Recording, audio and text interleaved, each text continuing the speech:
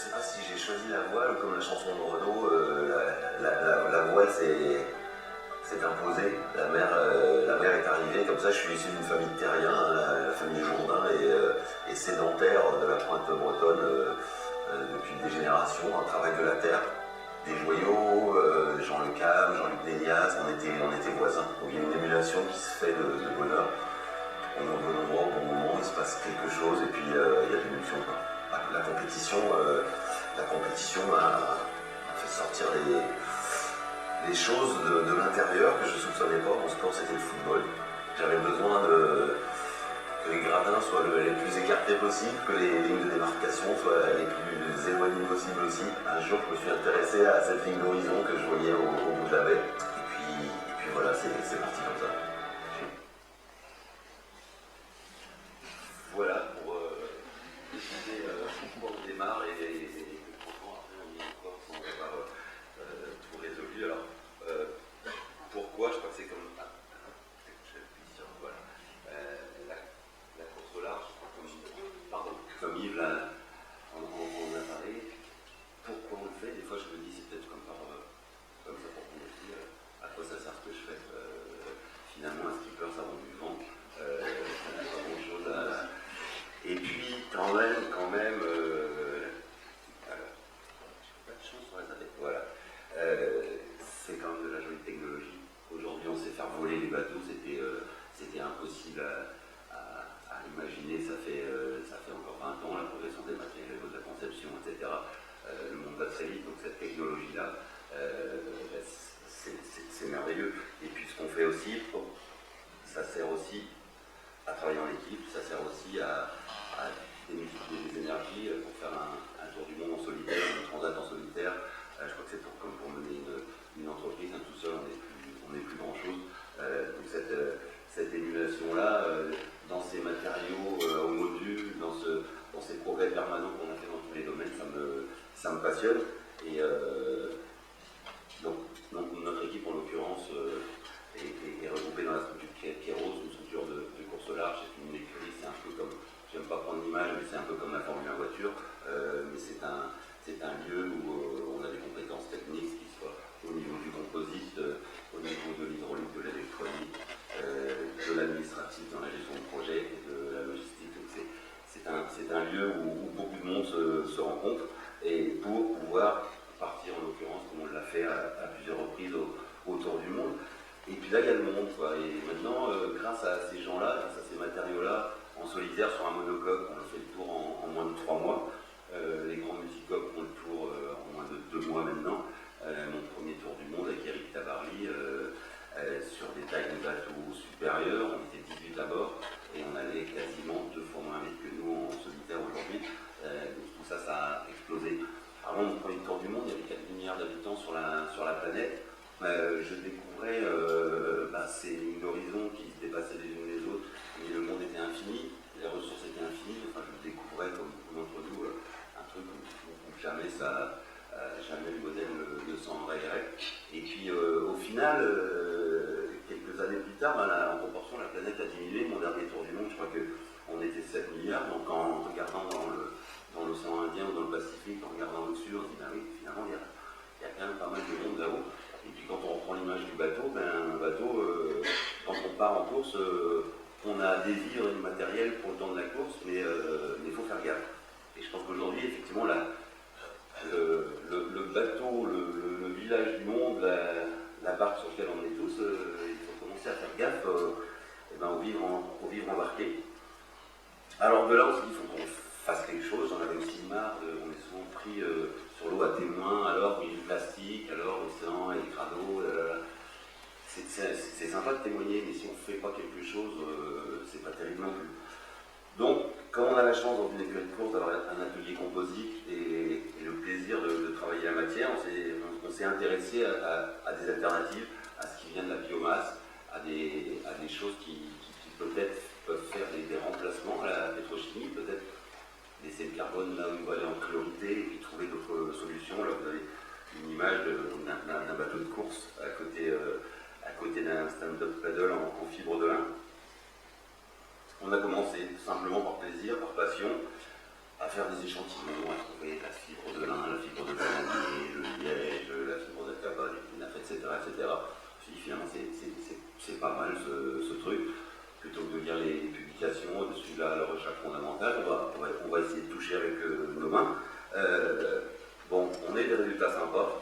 C'est vrai que quand on voit une fibre de lin prise au microscope comme ça, on se dit que c'est un joli câble quand même. Il y a certainement quelque chose à trouver là-dedans, dans le lin et dans bien d'autres plans. Donc allez, on est têtu, on continue, on ne sait pas où ça nous amènera. Mais quand même, en marge de nos essais-erreurs, pour avoir un peu de sérieux, on va dire, et on a contracté un partenariat avec l'IFREMER qui nous permet de caractériser et de monter une base de données en fait, de ces styles de matériaux. Et puis ça s'est révélé pas mal du tout, en essayant. On a poursuivi le chemin, dans la mesure de nos moyens, avec les grands vaisseaux qu'on pouvait construire, qui étaient des surfs, donc dans l'idée de faire vieillir ces matériaux-là en parallèle du vieillissement qu'ils subissent dans les labos, pour voir si la vraie vie à la mer correspondait à la vie du labo. Pardon. S'initier aussi à la notion de circuits courts, qui sont des réalités de demain, je pense, absolument. Pourquoi est-ce qu'un surfeur d'ici absolument doit acheter un surf qui vient d'Asie, ou alors s'il en prototype avec des matériaux qui viennent des États-Unis et d'Afrique du Sud, alors qu'on peut faire peut-être différemment. On le faisait en parallèle du bilan carbone de notre activité, pour voir un petit peu ces notions qui seront demain des notions obligées, on va dire, dans le monde de l'entreprise. Mais c'est du tâtonnement, c'est de l'artisanat. On est allé un peu plus loin dans de la pièce plus compliquée, en ayant toujours de bons et de moins bons résultats, mais jusqu'à s'attaquer à des choses que vous connaissez certainement, bien sûr, ici, la caractérisation de sandwich pour faire du gain de poids sur la construction de coques de bateaux. Donc ici, on a une torture d'essai en lin liège dans un labo. Et notre plus grande réalisation à ce jour, ayant navigué donc avec Turcule, c'est un trimaran de 7,20 m, donc en collaboration avec un chantier qui détient les moules de ce bateau-là, qui est fait en plastique normal, entre guillemets, de la fibre de verre et de la résine polyester. Et donc la collaboration avec Tricat nous a permis d'utiliser les moules et de comparer et les process et la vie des deux bateaux. Et en parallèle d'avoir la notion d'analyse de cycle de vie, de comparatif entre un bateau classique et puis celui qu'on a intitulé le Goualaz, c'est le terme d'herbe marine en breton. Voilà le bateau terminé. Donc en blanc, vous voyez un gel coude traditionnel et là un gel coude transparent. Donc là, c'est l'aspect du lin goutte. Ce bateau a navigué depuis 1 an maintenant. On a eu le plaisir de naviguer jusqu'à 19 nœuds de vitesse avec ce bateau-là, donc ce qui est très très bien, ce qui est équivalent à son cousin en fibre de verre. Et je peux vous dire que c'est génial de naviguer sur un changelin. C'est quand même quand on est dans le bleu, naviguer sur du verre, c'est super. Le bateau est parti aux îles Salomon, donc dans l'hémisphère sud cet hiver. Nous venons de le récupérer il y a un mois de ça. Là, vous voyez des tests de torture qu'on lui fait subir avant, dans son état neuf et à son retour. Donc une pesée du bateau pour voir si le matériau a pris du poids ou pas, de l'embonpoint, des tests de flexion et différents autres tests qui sont très très concluants à l'heure d'aujourd'hui. Donc ce qui nous pousse à continuer dans la démarche. Aujourd'hui, c'est une pièce qui est en ce moment en réalisation chez nous, qui est les superstructures, la timonerie et le pont d'un bateau de transport de passagers. Donc 100% en matériaux de lin, liège, balsa, etc. Je ne m'étends pas trop sur le technique, on peut en discuter après. Et en résine partiellement biosourcée, parce que j'insiste sur le fait que nous ne sommes pas 100% bio dans ces applications-là, que le terrain avance, mais on y va pas à pas.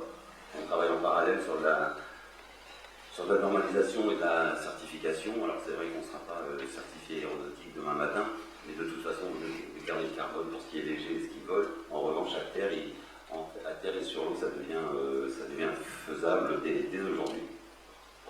Voilà différents essais de prototypage. C'est notre idée d'accompagner des projets en éco-conception, en prototypage et en pré-série en fait, de matériaux de ce type-là. travailler en veille technologique aussi, toujours sur, parce que ça fourmille en ce moment, depuis toujours, comme je le disais tout à l'heure, dans la nature a tout inventé, on est en train de redécouvrir ça, et c'est tant mieux, le plus vite sera le mieux. Donc on essaye tout ce qui nous tombe sous la main, si je puis dire, et on fait des essais dans du 100% bio, dans des résines thermoplastiques, etc. On avance chez nous. Ce qui nous a amené à rencontrer d'autres types de projets aux quatre coins du monde, puisque les fibres naturelles endémiques des différents continents, eh bien, on les utilisait, on les utilise plus, mais en l'occurrence ici on est chez Airbus Bangladesh, c'est le bateau de Corentin de Châtel-Perron qu'on a mis à l'eau l'année dernière, donc qui est un bateau 100% en fibre de jute.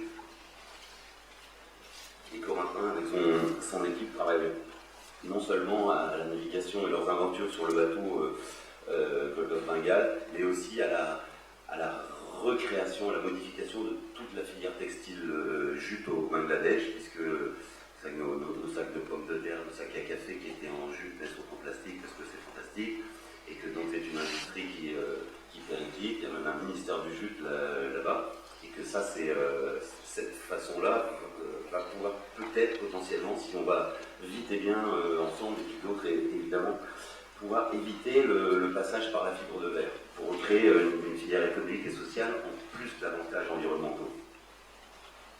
Voilà le bateau en pleine navigation, le flot à l'arrière ne semble pas trimaran, mais c'est un bateau, c'est un des bateaux les plus rapides du Bangladesh aujourd'hui.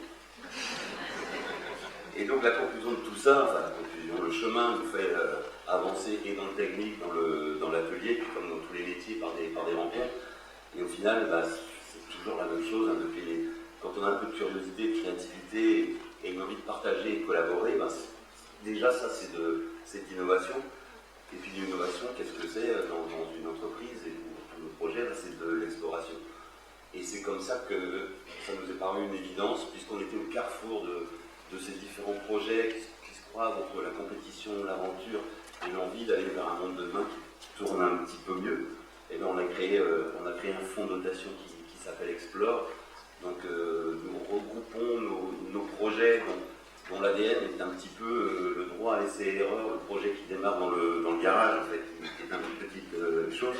Et on y adjoint, nous, notre savoir-faire en termes de gestion de projet. Et ensemble, on convainc des partenaires. Je crois que la différence entre Explore et un projet sponsoring voile, comme fait Yves aussi sûrement à côté, c'est que pour faire un monde meilleur, il n'y a pas de ligne d'arrivée. Quand on fait une course à la voile, il y a un objectif de limiter là.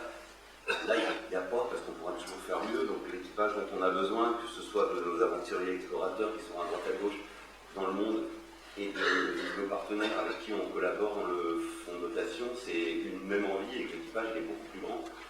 Et c'est aussi, je crois, des notions d'aujourd'hui et de demain, c'est que le monde de l'entreprise et le monde de ces explorateurs, même s'ils ont les cheveux longs, même s'ils sont pieds nus, même s'ils sont... Et ben ça colle, quoi, parce que chacun, dans le fond, a envie d'avancer et on a, nous, envie d'être un peu d'huile dans tous ces engrenages-là, parce que le village monde, aujourd'hui, vous le savez bien mieux que moi, il est interconnecté. Je crois que la globalisation, il faut s'en servir à bon escient. Ces petits projets-là qui deviendront grands, ils sont partout, il faut les détecter, les épauler et leur donner le coup de main qu'on a sans doute eu quand on était plus jeune. Et puis ça, vous le connaissez sans doute encore mieux que moi aussi, parce qu'il y a des trucs comme ça qui sont sortis d'un garage avec les frères Wright, et aujourd'hui, il y en a beaucoup plus qui volent. Donc voilà notre ambition avec Explore, et puis